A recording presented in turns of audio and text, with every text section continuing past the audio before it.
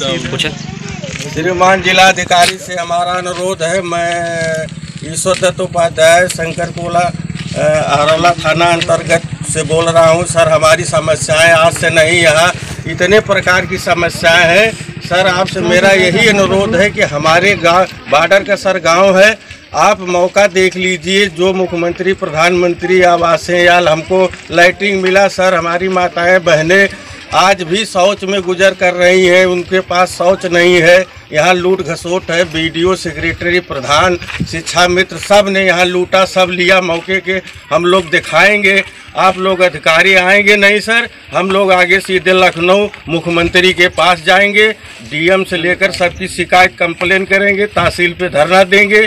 Sir, मैं आपसे यही बार लास्ट आपसे अनुरोध कर रहा हूँ। हम लोग 2 महीने से सर दौड़ रहे हैं, कोई सुनवाई नहीं हो रही है। सर, हम आपसे आपको नया साल मुबारक हो सर, ताकि हम फिर जो है आपसे मुलाकात हो।